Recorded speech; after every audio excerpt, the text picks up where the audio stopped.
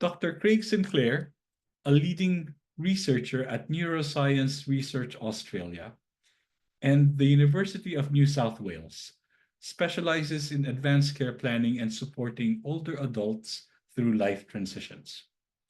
Rebecca Walton from Brightwater Group in Perth brings expertise in aged care and community-based interventions.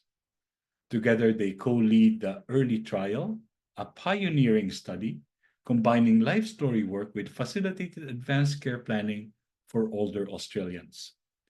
Their collaborative approach empowers families to have meaningful conversations, clarify values, and make informed decisions, helping proactive family leaders guide their loved ones to live well and with dignity, even in the face of terminal illness. I hope artificial intelligence was actually accurate there. I tried to check a few little bits, but I think it is. But anyway, thank you so much for joining us. We are so happy to have you, and we can't wait for your presentation. Thank you. Thank you very much, Norman. And Angela and Kim, thank you for the wonderful, warm welcome. We really feel that on the other side of the world here, despite it being quite early in the morning and even earlier for Rebecca, who's on the west coast of Australia. So yeah, we're really excited to be here too, and congratulations to those who've made it through the long day of all the exciting webinars that you've put on for National Healthcare Decisions Day, or if you're just joining for this one. Really excited to share with you and also to hear some of the work that's going on in the United States in this area. We'd love to keep up with that work as well, and to hear, you know, the sort of challenges as well as the things that are working well. So the introduction was, I hope, pretty accurate, Norman, and it's always good to check the AI. But yeah, so I'm in the School of Psychology at the University of New South Wales. I do come from that discipline background, but I consider myself to try to do research in a multidisciplinary way as far as possible. And that has, over the years, brought in different aspects of social science, which has brought me to this topic of narrative and life story work. So I look forward to sharing that with you, as well as introducing my colleague Rebecca, who's worked with me on this project over the years. Let's see, I'll move these slides forward. In beginning, on behalf of both Rebecca and myself, would like to respectfully acknowledge the past and present custodians of the lands on which we are located today, and to pay our respects to their elders past and present. So I'm on the Bidjigal country of the Eora Nation, which is the lands in the coastal network around Sydney in Australia. And Rebecca's on Whadjuk Noongar country today. So we pay our respects to the longest unbroken culture in the world, and note that First Nations peoples around the world, while they have faced the impacts of colonisation, continue to practice their traditions, and that includes their practices of caring for kin and elders, and that we can learn a lot from that. So I'm beginning today in terms of exploring how our work has brought together life story work and advanced care planning by trying to understand people in their broader context, as opposed to the way that the health system can sometimes understand people, which is as a collection of diseases or impairments or a process of deterioration. And we feel that there's a lot of value in being able to bring the person to the fore and build all of our approaches from that starting point, even though knowing that there is challenges associated with the aging process, there is the impact of health conditions and often increasing disability over time. So David Bowie captures an important idea, I think, when he says that aging is an extraordinary process where you become the person you always should have been. And I think there's an idea in that talks to us about the human becoming, or that idea of growth that continues through all stages of life.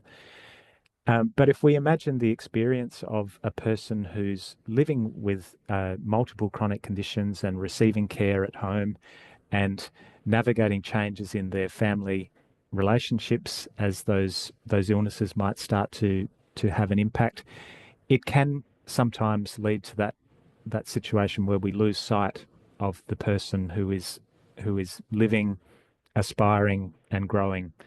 And this is the sort of scenario that we are thinking of when we start with a project like the EARLI project, which is to try to find a way to bring that forward and see what benefits can arise out of that.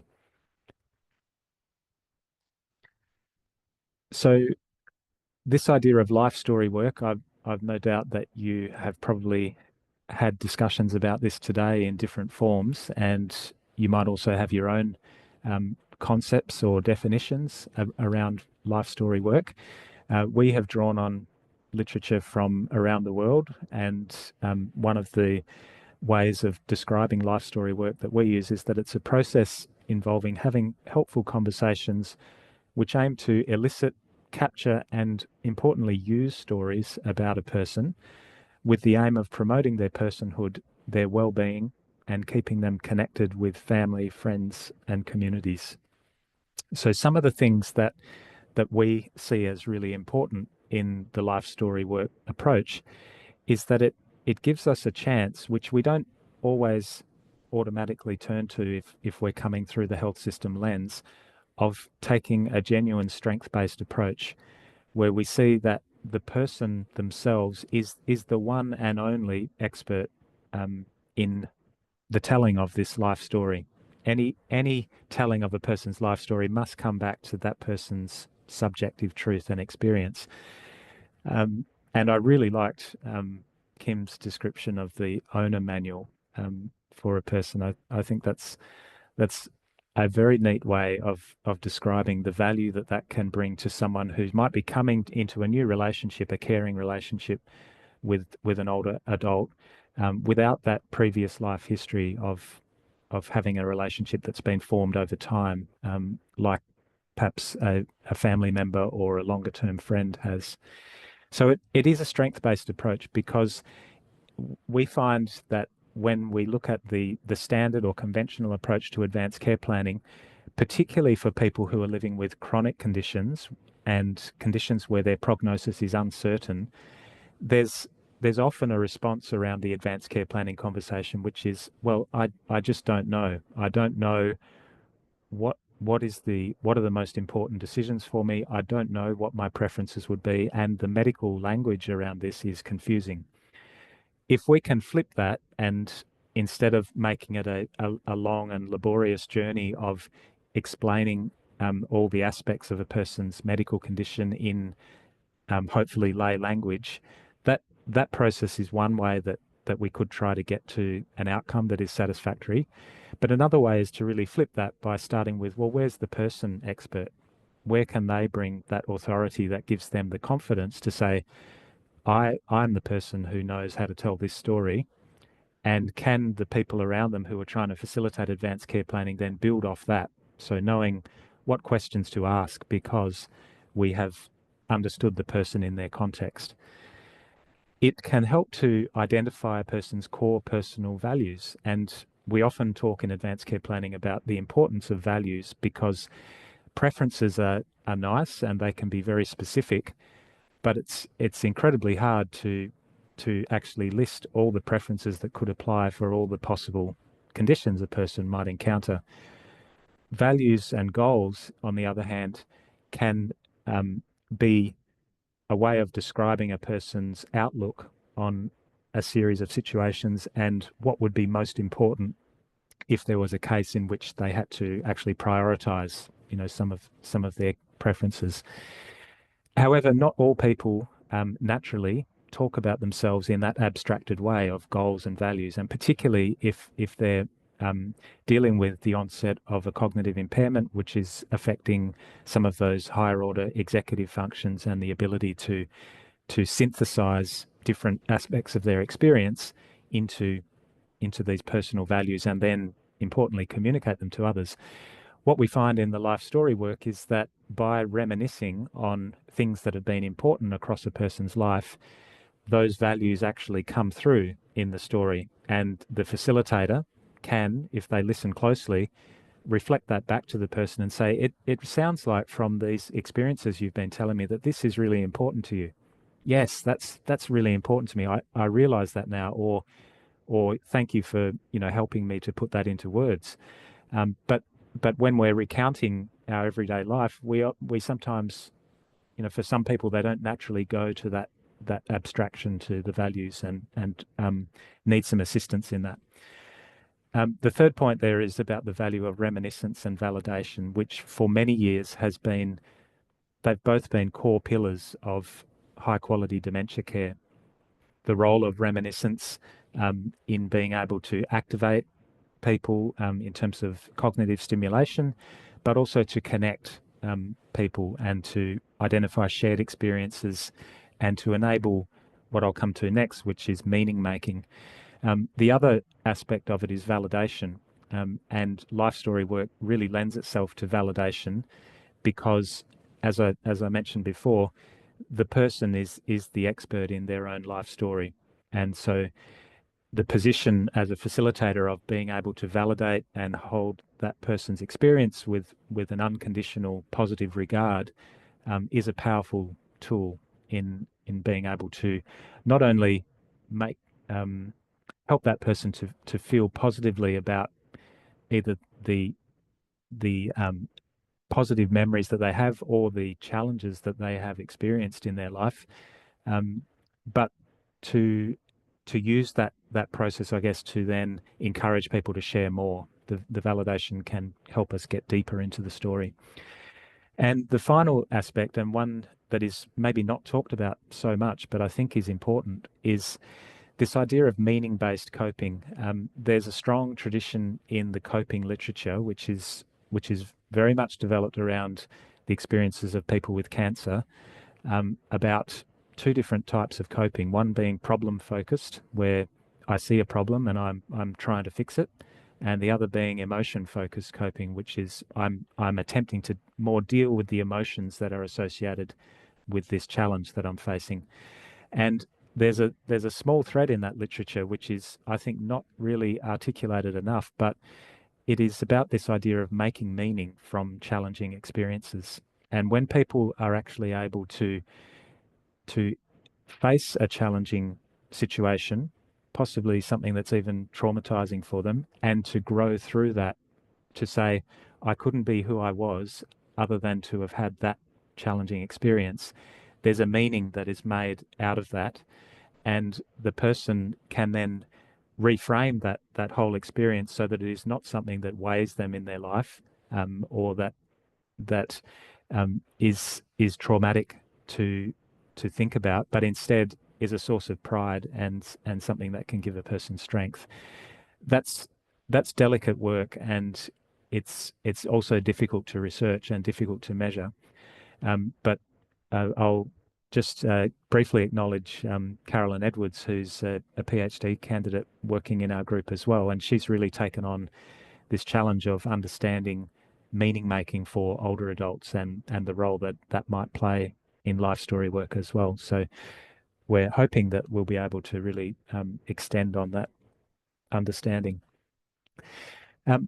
Getting more to the practice. So in the approach to life story work that we look at, we emphasize three aspects or domains, and this is not all of a person's life. We don't pretend to say that a person's entire life is captured in these domains, but they give us a starting point. And it may be that you may have the same experience in working with people around narrative and life story as well. But we certainly find that for some people, when you set the tape rolling and we're all here and ready to start, and then they think, okay, well, where do I start? Well, I could start from the beginning. I could start from my childhood.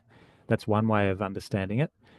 Or I could go to what's meaningful in my life. Okay, well, what's been meaningful in my life? It can help to have some prompts to actually get the conversation going. And once there is, those prompts that are in place, and there's validation around the person's first stories or memories that they share, things will often unfold quite rapidly, and we'll be struggling to finish the session on time. There'll be, people will continue sharing, and it's wonderful.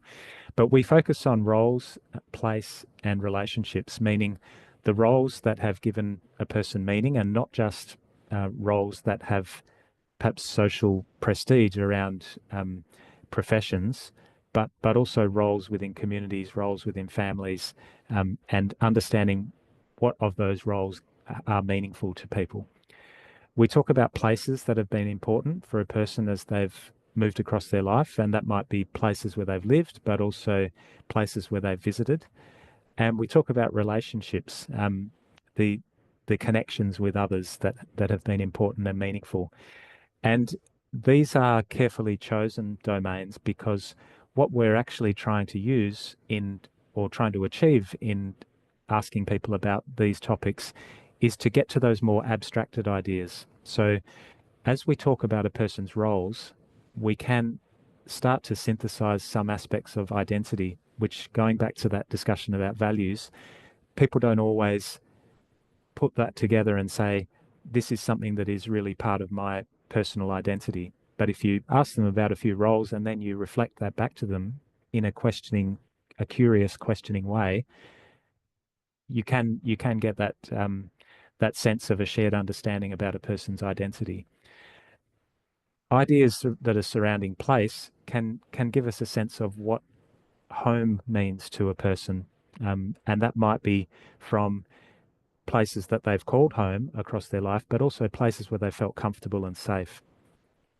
And finally, relationships, I think, bring out values that are associated with the ethos of care and what it means to not only receive care, but also to have cared for others across a life. And often we see that for people who have been the carer for everyone else in their life over the years, it's a difficult transition for them to make, to actually realize that it's time now for them to also receive care as well. So those are some of the ways that we get the life story started. And I've talked a lot about the sort of the values basis of this and the narrative elements that probably arise from my discipline in psychology. But I'd like to introduce my colleague Rebecca now, who's going to bring her perspective as an occupational therapist and talk about what this the role this can play from a functional perspective. Thanks, Craig. So as Craig said, I am an occupational therapist, and I've been delivering the early intervention in the Perth metro area for the last 2 years for our participants over here. And I want to reiterate Craig's thank you for the warm welcome. It was lovely.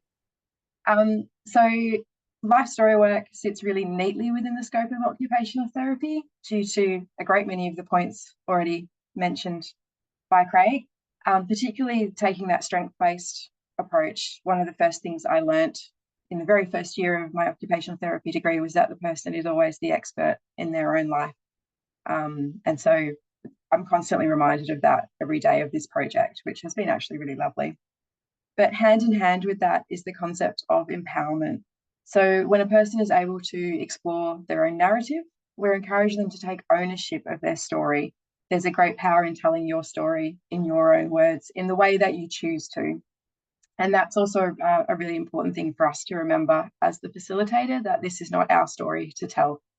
We mightn't necessarily think they're telling it the way we want to, and I've had a great range of things over the last 2 years in the way that people choose to do that, but it is not actually my job to tell them how to tell their story. So basically, they can continue to own their narrative, and that can encompass decisions about their future healthcare and their lifestyle choices. We obviously adopt a person-centered approach. That's at the core of everything we do. Each story that we assist to create is completely unique to that individual, providing them with the agency and the autonomy to tell their story. And then that also links to communication. Through allowing them to tell their story in their words, they often feel a lot more comfortable about sharing that with their family members, friends, and health professionals. Oftentimes, it's in that reminiscing and the sharing of stories from the past that people feel more comfortable to open up and talk about their wishes and hopes for the future as well. Conversations inevitably head that way. We also play a role in prompting and facilitating, like Craig said, using those elements that he mentioned before. People do tend to, when you ask them to say, right, where are we starting with your life story, they tend to freeze and not really know where to go. So sometimes they do like to start at the beginning, and they like to start in a very linear fashion. But as you track along, you realize that you can see the parts that light them up, that are more important. And that's where that kind of reflective listening and validation comes into it. And we're able to pick up on those themes that come through in their life. And as the person becomes more confident in articulating their story and wishes, we start to play a more background role, which is where that concept of graded support comes in as well. They might need us more at the start, but once they get going, we're really just there to guide and reflect what they're doing. We also play a role in terms of support and actually putting their life story document together. Some people will take a great level of ownership over that and want to do lots of it. Some people are not confident at all, or may not be technologically as confident. And so that's where we will step in and help to facilitate that process. But we always encourage them to take ownership of it as much as they're comfortable with. And then we also facilitate collaboration with the other important people in the person's life, whether that be family, friends, medical professionals, aged care providers. So a part of our role in doing this is to link all those people in so that they're aware of what's happening and the person has a chance to share their story in a way that they feel safe and comfortable with. My experience of the last couple of years is that the life story work and reminiscence is a really core tenement of occupational therapy anyway, but this project fits really nicely within that, and we've been able to use a lot of those real basic principles of occupational therapy to help it along the way for the last couple of years. I'll hand back to Craig. Thanks, Rebecca. So moving along, I want to, in order to show you the link between this work or the life story approach and advanced care planning, I'm just going to give a little bit of a sense of the Australian situation and context with advanced care planning. So this is an international consensus definition, actually generated through a group led by Professor Rebecca Sidore at the University of California. And it says that advanced care planning is a process that supports adults at any age or stage of health in understanding and sharing their personal values, life goals, and preferences regarding future medical care. And the goal is to help ensure that people receive medical care that is consistent with their values, goals, and preferences during serious and chronic illness. In Australia, we've been through probably about a 2-decade process of maturing a lot of our legal frameworks to be able to better accommodate this process of advanced care planning and to give people the certainty that they have a way of actually legally specifying their directives for future medical treatment, as well as to legally authorise a chosen person or people to be a healthcare decision maker on their behalf. And that's been quite a long journey of both the law reform and the policy change, but also then the health system implementation and the community engagement to educate the community about these options, to help them understand that this is not just about dying or the end of life, and that it's not voluntary assisted dying. Those ideas are separate or separable, but that people do have that right as someone who has the ability to make healthcare decisions now to also project those decisions into the future, either by writing an advanced care directive, that's the terminology used in Australia, or nominating what we call an enduring power of guardianship. And it's only those mechanisms above the green line there that have scope for authority over healthcare decisions. So there's other instruments that can be used for financial or property type of decisions as well. So this in itself, I guess, has a dryness to it that tends to bring our advanced care planning back to the medical preferences, and therein perhaps lies some of the challenge with why we see that, you know, there's a stubbornly low uptake of advanced care planning in the community, because perhaps it's presented in this dry or perhaps intimidating way that doesn't naturally fit with the richness of a human who's growing into the aging period of their life.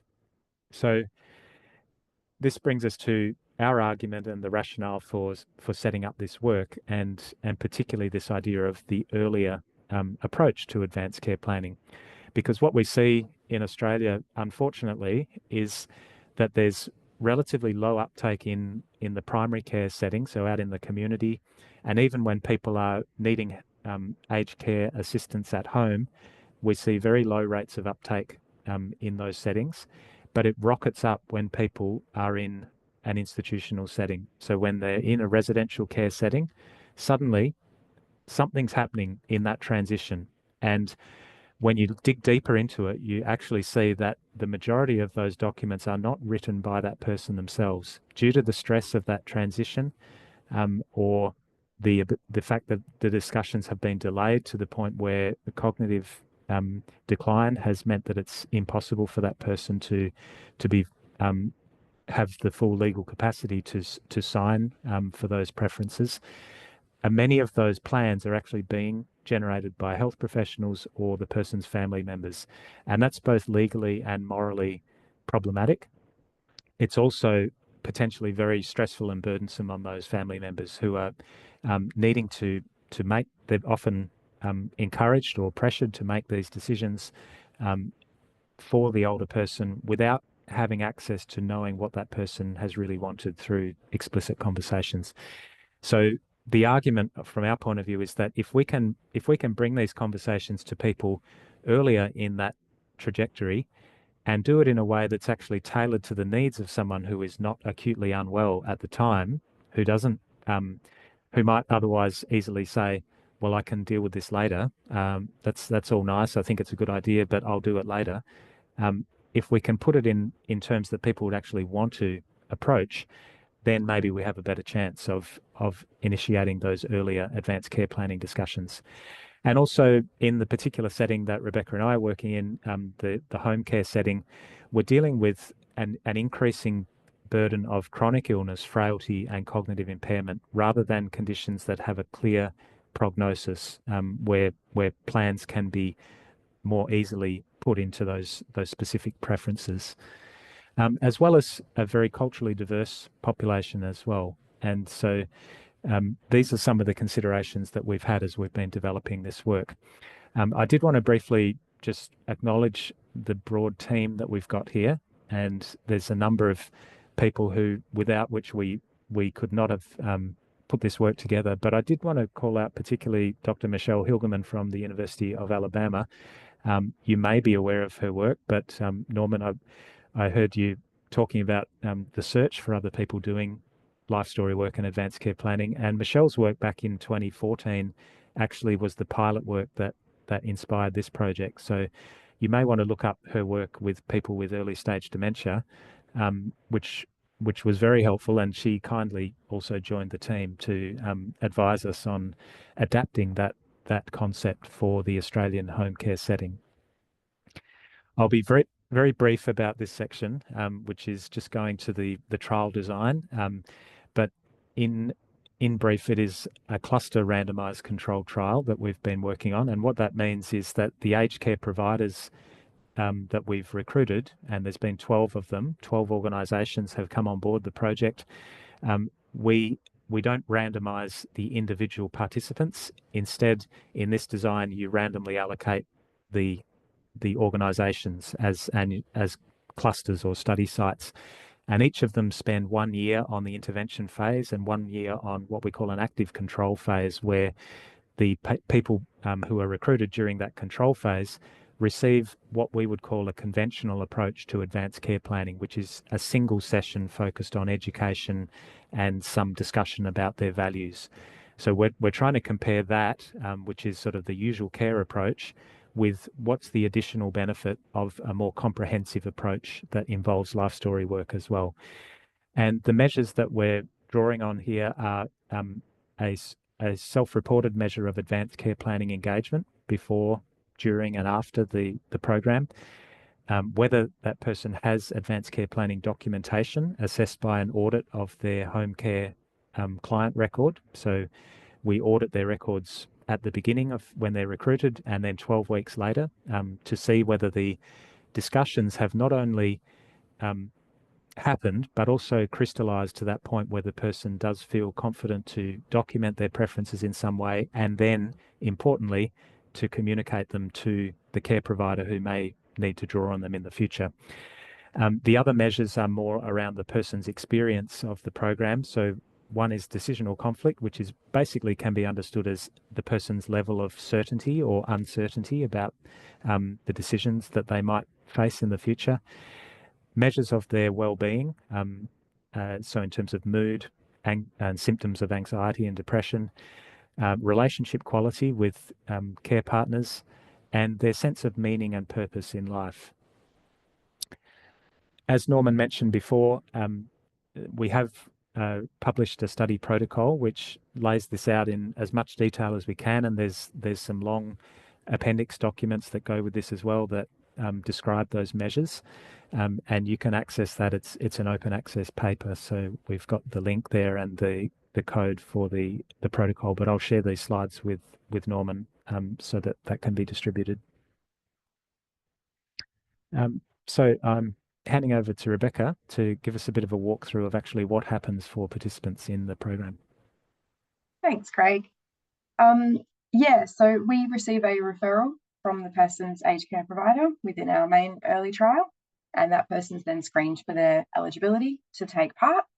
I'll go into who can participate and what that is on the next slide, but basically then I, as the person delivering the intervention, receive the information, and we make contact with them, and we set up a time to go and see them and consent them into the project.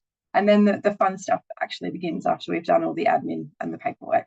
So we, at visit 1, we just spend a lot of time getting to know the person. That's where those visits can really run over, depending on how keen they are getting into sharing their life story. We record, we get permission to audio record all of our sessions so that we as a facilitator can go back and listen to them again afterwards to help the person in putting their life story together.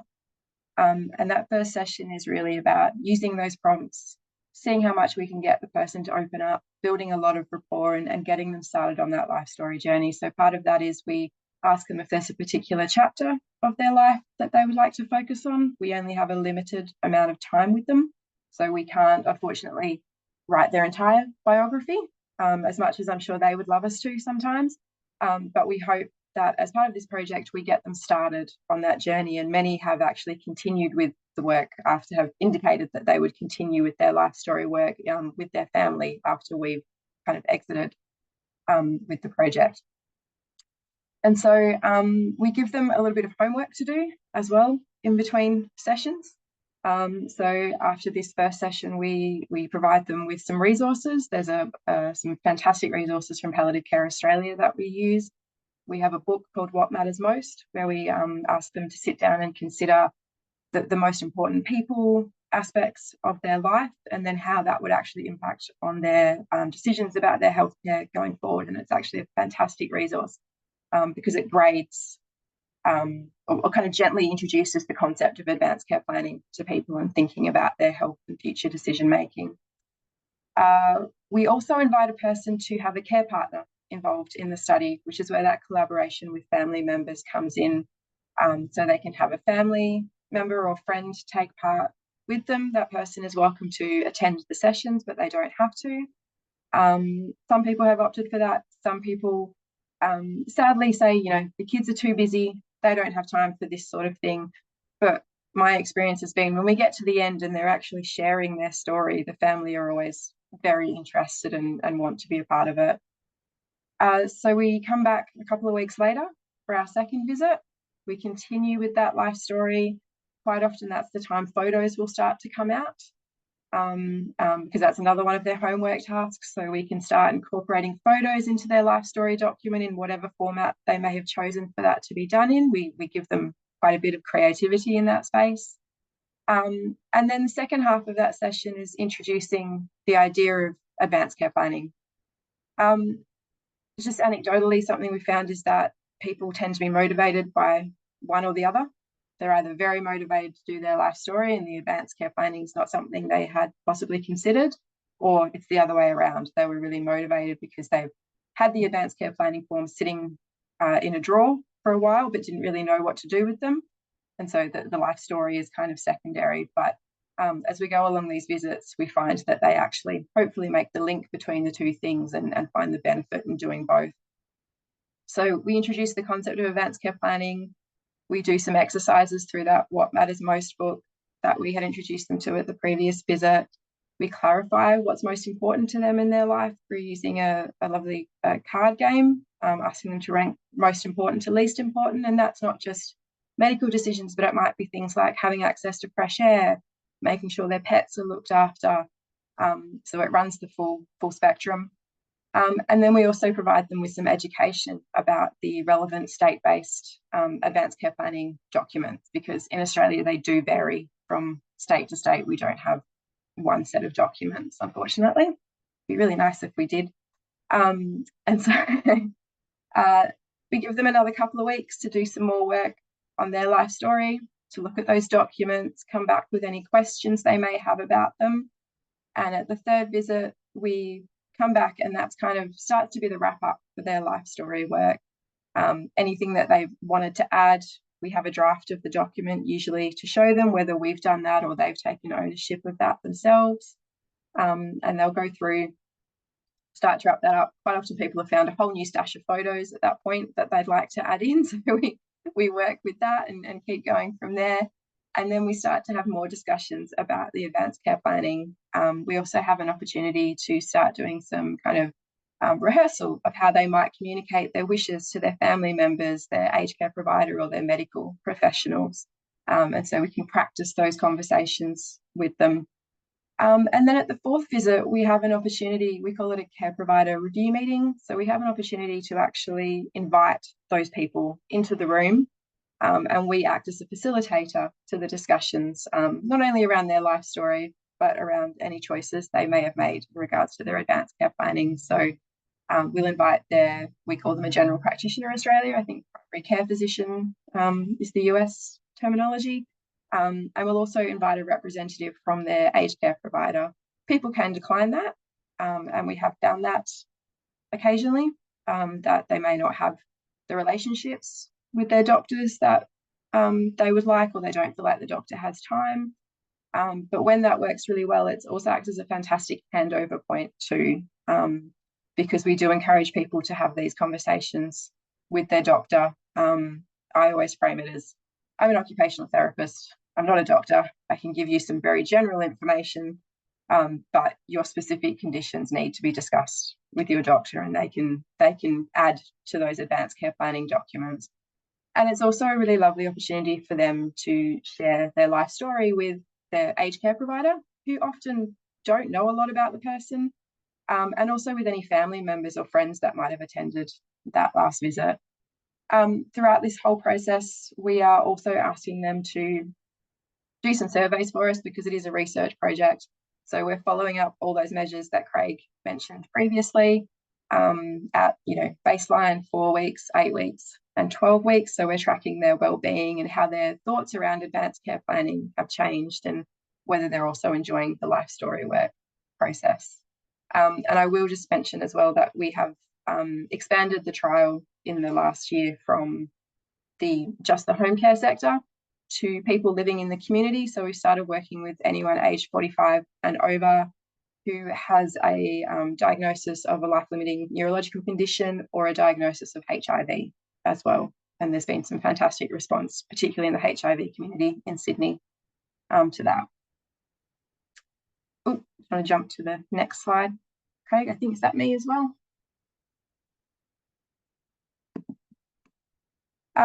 So as I said, we do have an inclusion criteria for the main trial. People must be 65 years or older, or 50 years if they're Aboriginal and Torres Strait Islander. They must have what we call a My Aged Care assessment and be receiving home care services. So we call it a home care package or a self-funded service in Australia. We use the clinical frailty scale. And so we want people who are between a score of 3 to 7, which basically means they're not so frail they wouldn't, or unwell that they wouldn't be able to participate, but also not so well that they may not have experienced any sort of health conditions through their life, and not expected to die within days or weeks, because we do see them over basically a 12-week period. It's quite a lengthy time that they're with us. They're able to communicate in English, Mandarin, Cantonese, or Italian. So we've had all our materials translated into those languages, and they can provide informed consent, which is at initial recruitment, which is probably one of the key things, because they have to have the capacity to consent and make decisions for the advanced care planning. So we aim to screen 600 participants, recruit 384 across the 12 sites and the 2 years. So each study site had a target of 50 participants. 32 recruited and 16 in the intervention phase as they went across. And this is just some very preliminary data, because we're only just started finishing up with the intervention of EARLI. We had 12 aged care providers across 2 states in Australia. You can see how far apart Craig and I are there, opposite sides. 5 in Perth, 2 down in Albany, which is in the Great Southern region, about a 5-hour drive from Perth, and 6 in Sydney, New South Wales. We had 284 referrals. 96 care recipients were recruited across the trial, and those we had representatives from all 4 of those language groups.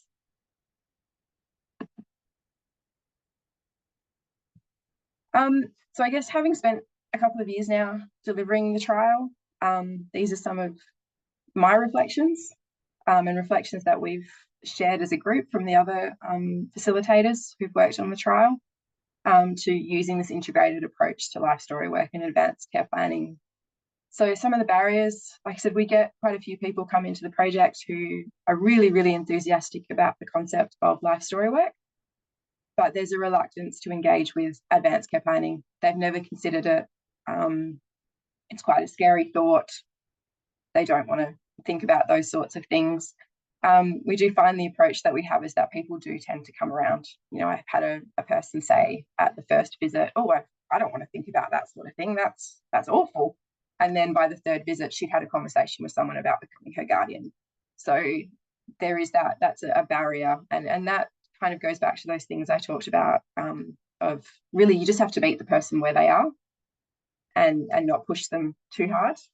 And then along the process, hopefully through what we do, they get there on their own. And I've always approached it as, sometimes if a person's starting back there having never considered advanced care planning, they might not end up with completed documents, but they might have had a conversation with a family member or a friend, and that can sometimes be just as powerful for that person.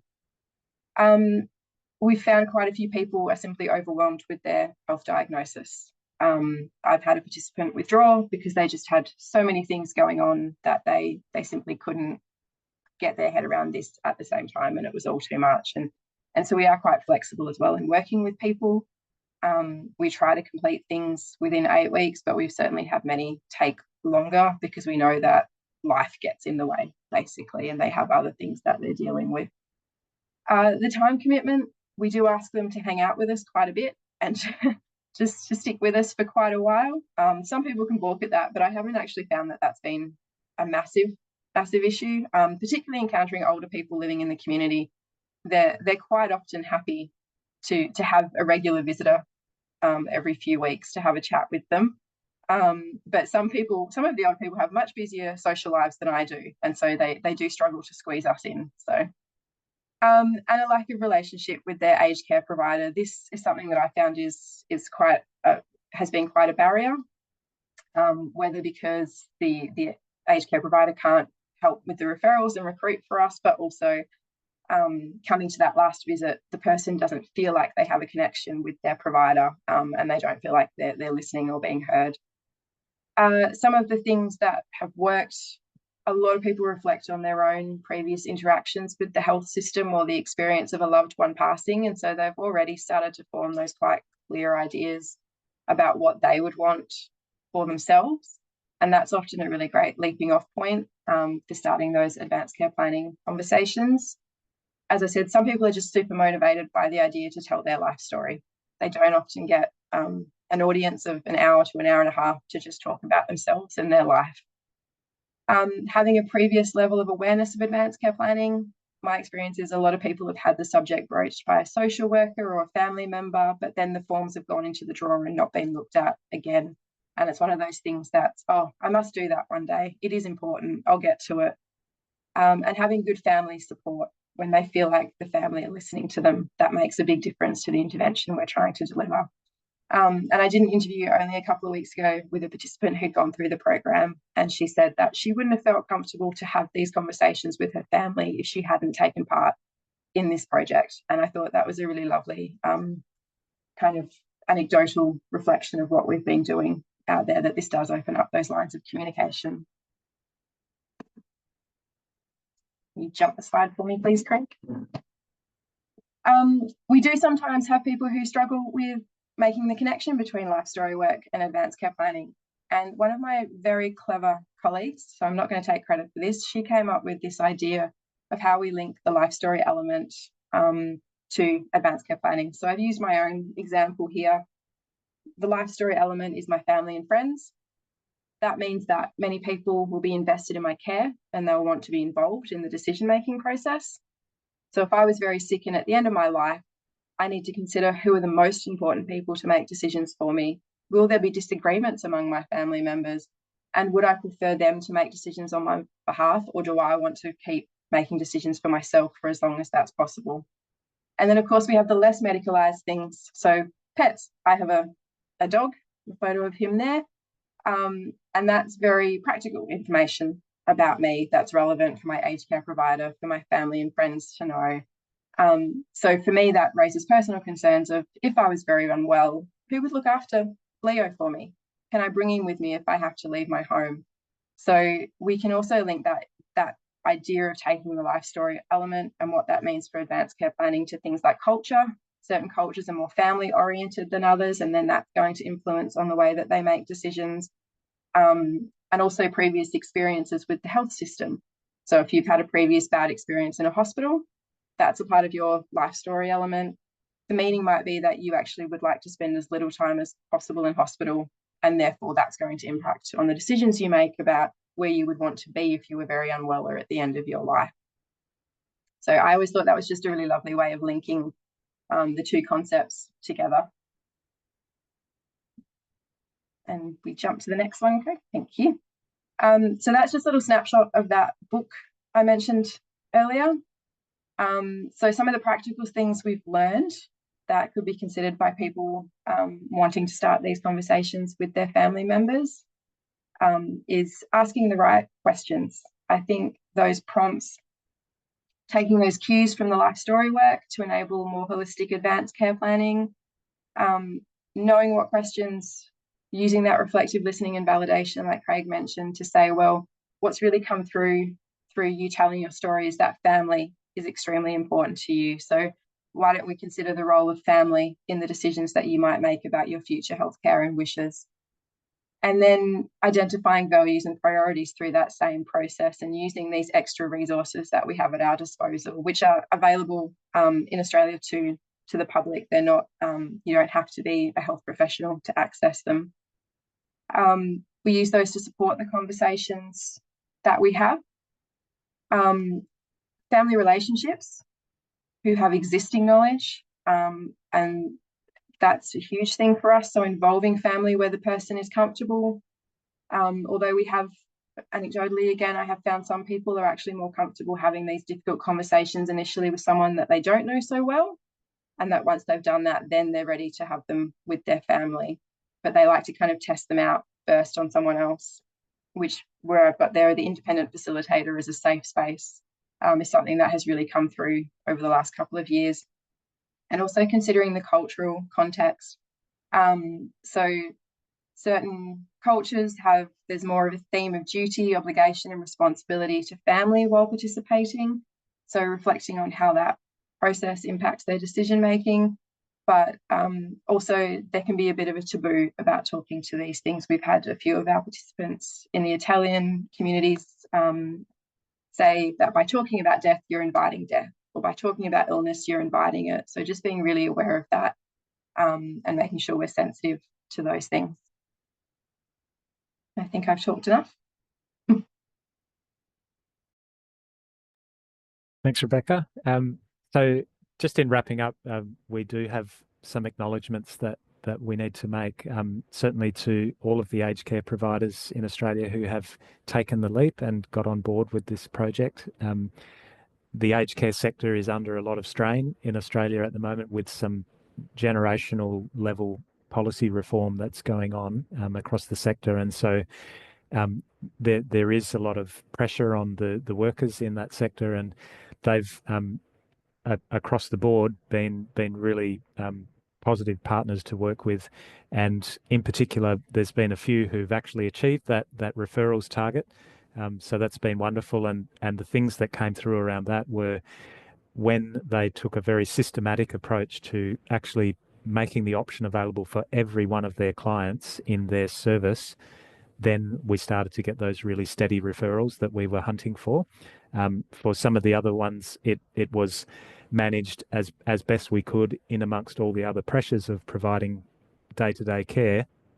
And we had the sense that, you know, we would get an ebb and flow of referrals there. But there's definitely a lot of learning for us there about how you implement ideas like this into the aged care sector, and that's what our work will be focused on next. So they have really enabled that learning.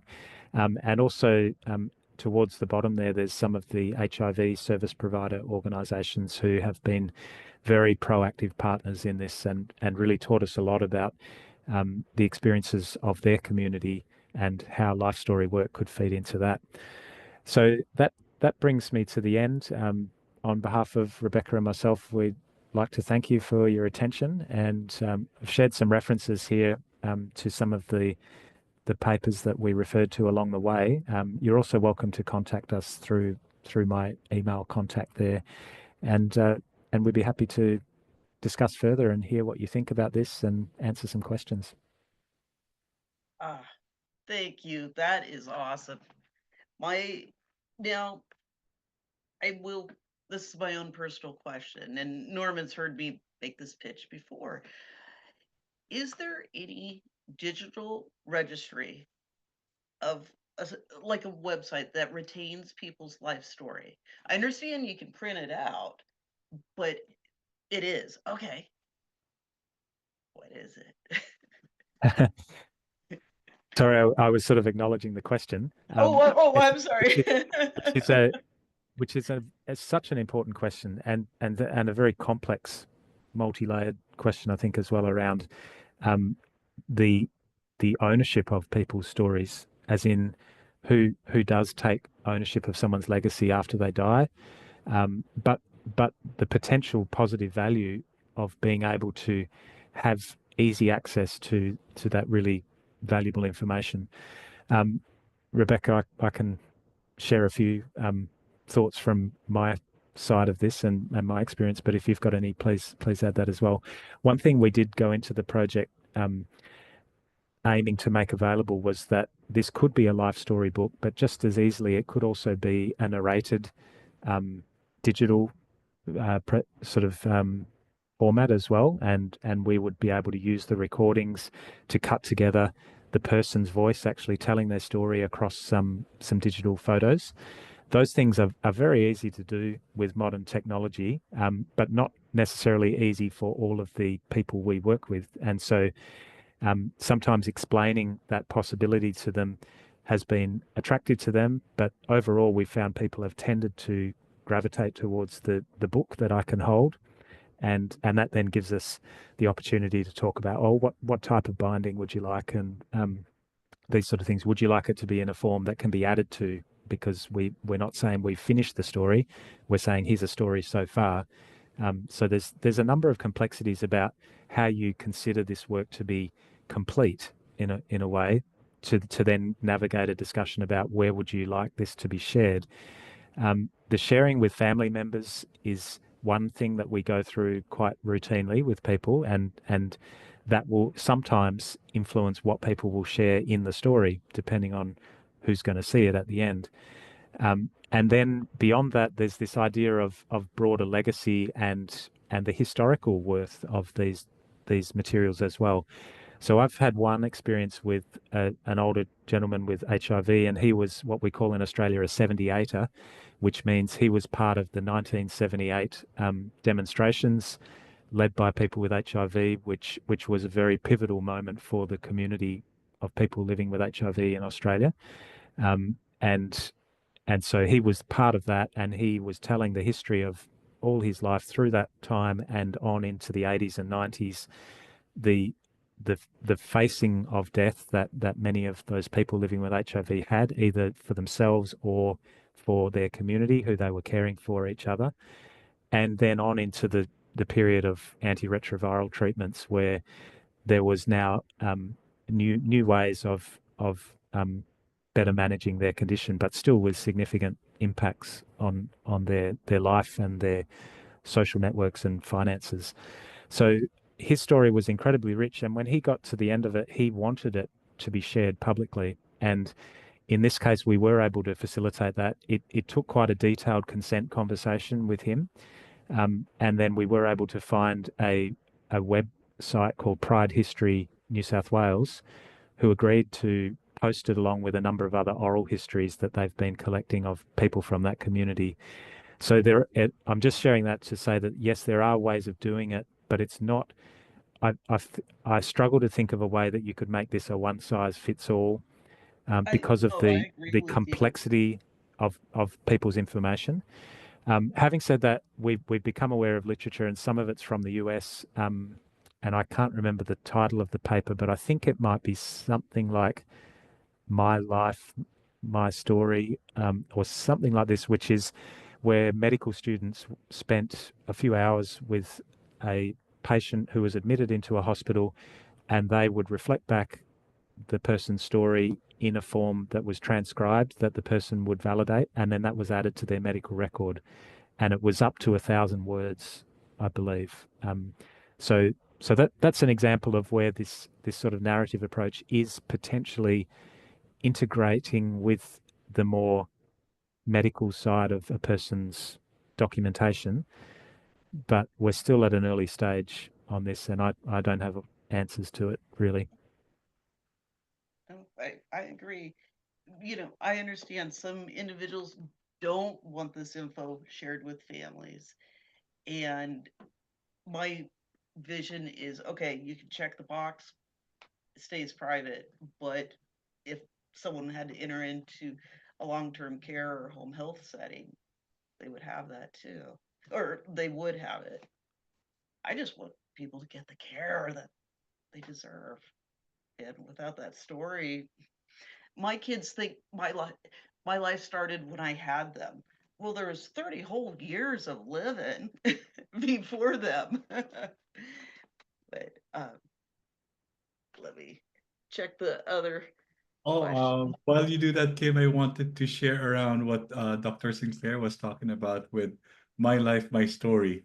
In fact, Dr. Sinclair, I met the chief or the leader of that program at the VA Hospital, Veteran Affairs in Madison. His name is Thor Ringler. He's a journalist, and he actually got into this because he was just curious. And he started it out just by himself talking to patients and learning if whether or not would you like to write your life story or would you like me to help you write your story? And so it became a partnership, a collaboration between him, the journalist, and the patient. And it ended up being a program, a national program. Um, and when I last spoke with Thor, he was so excited about the possibility that this could come out of the VA system, that it could actually get out there in the real world, not just in the specific hospital, because it was such an awesome experience for him to realize that as a journalist who was just curious, he really made sure to share with me his vision. And it was a very simple one. He showed me with his phone. Norman, do you have a phone? Yeah, I do. Okay. Do you have my chart or your electronic health record in your phone? Yes, I do. Well, imagine you opening that chart. Okay, now you're in your chart, and one of those tabs or one of those buttons would be my life, my story in your EHR. And that was it. That was basically what he was wanting to do. And I asked him, well, doesn't this get to a volume of information that you now have to sort out? Yes, but we do have a target of only so many words. And he explained why. Norman, even if I could write 10,000 words or chapters of this, do you think my coworkers at the VA system would actually read all of them? You know, they would probably have the bandwidth for 1,000. And so I went with that. He went with that assumption, and he was right. Uh, More and more, yes, more of his coworkers were starting to read and starting to get into the story being written out, being shared in electronic health records. Mm, Uh, mm, but he was also expressing to me how much of a training he would like to get his coworkers to, number one, be curious, interested, and participate. That's what one thing that he clearly said is like, okay, it's one thing for you to actually read it. It's another thing for you to actually update it. You can. Theoretically, reading someone's life story, it's not a static book that's closed, already printed, published, and done for. It has to be updatable, and it has to come alive with new information. So imagine me, he said, trying to convince my coworkers not to just take this as a static thing, but also to add to it, even add pictures. Like, okay, this is the current person now, and we did this thing, and we'd like to update this information. So it's really a really big problem, Kim, around how is this being shared. And Sure. the other thing that you heard me ask with two of the presenters was, okay, we have a life story work problem and how to share that out, but also how to get healthcare workers involved in advanced care planning and life story work. Because our vision is very simple. We as consumers of Facebook and all these social networking sites, we have come to use these digital tools and platforms to connect with families and friends across distances, asynchronously. Sometimes we just leave messages, we get replies back. Sometimes we do have live conversations. One of my friend died in university. Suddenly, everyone mushroomed to our Facebook group, and suddenly people were broadcasting live and sharing their thoughts about our friend. So my question was, how can we possibly invite healthcare workers to join social networks to be able to contribute and collaborate meaningfully in the planning of a person's life when they get to that? And the answer I got, Kim, you heard it earlier, was almost like a good luck. No, I said that too. You're talking about physicians. Yeah, well, yeah, physicians and doctors and people in healthcare. But my point is Yeah. this is, well, first of all, everybody should have their life story. As I shared earlier today, I fell, I had a head injury. I couldn't speak for 8 months. And in a blink of an eye, my life changed. I had already been a dementia trainer. I couldn't talk. I couldn't ask me how much 7 plus 2 was. If I thought too long, I'd have a seizure. It took a long time. But my point is, it's that awareness of how vital this information is. I don't want anyone to develop dementia or whatever, but ideally, if people realize this is, you buy life insurance to take care of your family, right? Maybe writing your life story is in that same realm, because we're not Teflon, and with the high probability of dementia, if we can start writing this information way sooner, and that vital information. So, okay, you get upset. How do you calm yourself down? Someone needs to help you. What's the best way? What's worst? What's your music? And different specific aspects. I guess that's my thing. And, I'm going to shelve the idea, but I think it's kind of like ancestry.com. It's a registry.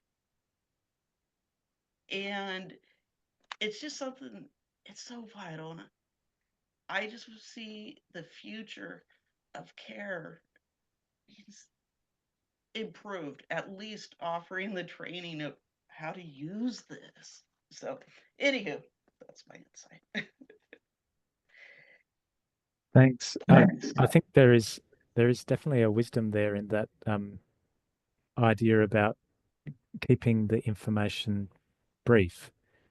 It's really struck me in this project how we talk at length with people, and some people are very chatty, but when it comes down to it, the things that are most important really come to the fore when you try to actually encapsulate this in some way. And so the collaboration with someone around what do we include here, which of those photos would you like to put in this place, that there's some of the really powerful moments, I think, because you can see that people are actually bringing together what is most important for me right now, and then as I look back, but also as I look forward. So I think there is, while it's always lovely to have as much information as possible and to keep updating that, there is also a power in the brevity as well. Sure, exactly. All right, let's see, where are we? Angela was one of the people, Dr. Sinclair, that I first shared your research paper with when you shared it out with me.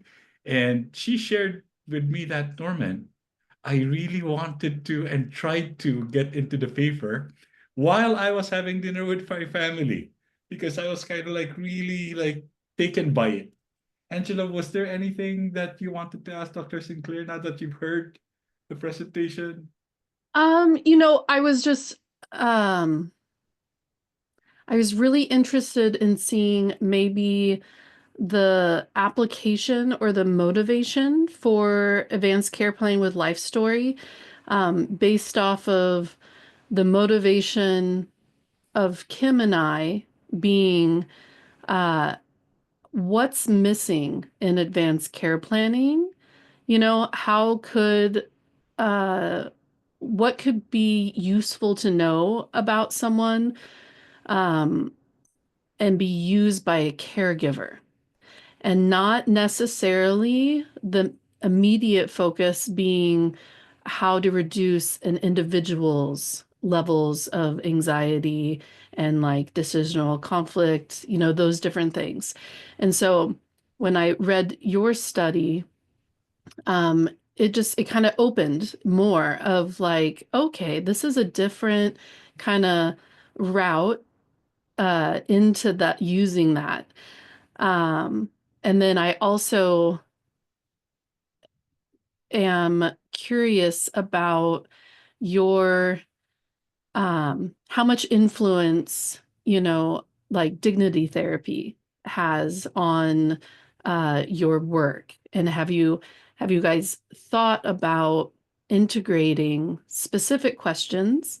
And I'm not actually sure, it's been a couple of months since I read the study. And I know that you give the specific questions that you ask, but if you can remind, how much influence was that? Because that's evidence based on reducing distress, Thanks, Angela. Yeah, great questions. The on the first point about what can caregivers use, I think there's so much there that we're really only going to scratch the surface with this project. And one of the challenges has been that it's actually been quite common for people to decline that offer or invitation to involve a care partner, and we're still working out why. But for some people, they do maybe see that as a more personal process that they want to first sort out for themselves and then maybe involve care partners. So Rebecca's going on and doing a process evaluation of this work with qualitative interviews now, where we're actually getting to hear a year later from some people what happened after we gave you back that life story. You know, who did you show it to, and how did that help? The other thing that we're interested to do, and it's going to be again a measurement challenge, but what we're trying to look at is it more clinically useful for a clinician to have the advanced care plan that's been generated in the context of the life story process compared with a regular advanced care plan? Mm-hmm. And if you give them different scenarios, do they actually feel like, yes, I have more clinically useful information to make a decision if this person is incapacitated at the time when that decision's needed? So that's work that we will be following on with. And then in terms of the dignity therapy, Harvey Chokanov's work and others have, yes, been influential. We've noted in setting up this study that there's quite a prescribed format to the end result of that work. And we were working a lot with people living with dementia and care partners in co-designing the actual program. And some of the feedback they gave us was to try to make it as flexible to meet the person where they're at. And this is not a palliative care population in a hospice setting. This is people who are there's such a breadth, as Rebecca mentioned. There's people who are, you know, have just like pre-frailty and are actively leading, you know, matriarchs or patriarchs in their family. They're out organising community events. They've got busy social lives. So you've got the needs and interests of those people all the way through to those who are very much home dwelling and find it difficult to even to mobilise or to, you know, they might have memory loss and need a lot of support. So we took the approach of making our methods not as prescribed in order to be able to respond to those different things. That's going to create complexities later when we come to actually describe what is it we actually did and what parts of that were effective in the trials world. I think it makes sense to people when you're with them, but in terms of being scientists as well, we also need to be able to say, well, what was most important about this? What was influential if there were benefits? And then what do we learn to, you know, to amplify in future?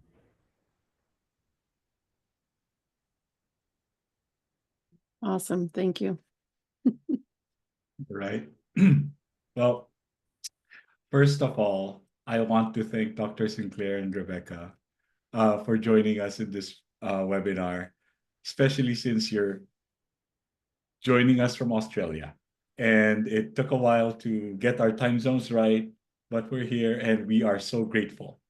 I myself can share that I learned a lot, more than just reading, more than actually collaborating with our team to understand how we can put together such an amazing tool, advanced care planning with life story work in our community. And with that in mind, I would like to actually share in our chat a link to join the community, Dr. Sinclair and Rebecca. Please join. It would be so wonderful to have you there. You'll find that we're only like right now 20 people, but we just launched last week. And we're hoping that over time, you will get to see the impact of your work with the people directly at the whole family matter.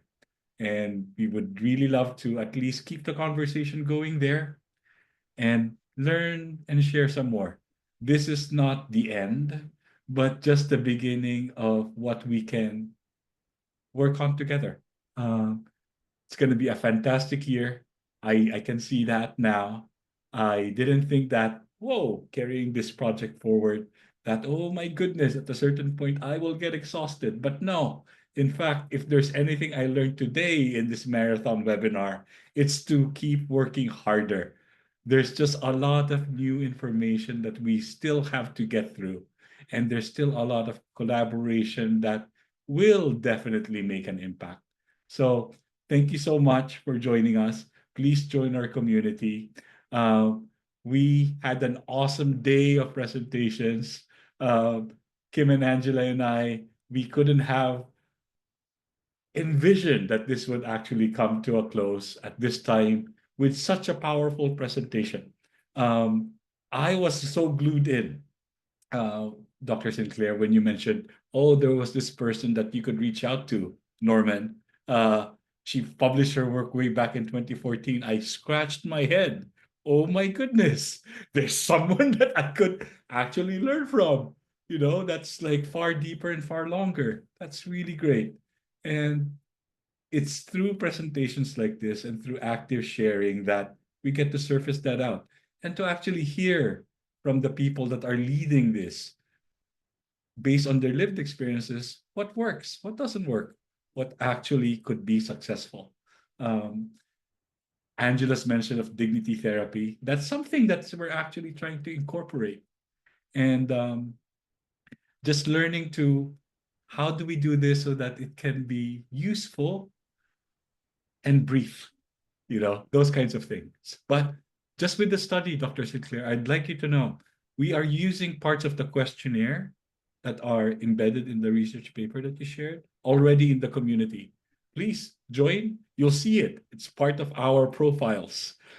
The 17 questions about life story work, it's all there. And we're starting that out. When Rebecca was sharing about the book, What Matters Most, the discussion starter, I looked it up. It's a free PDF.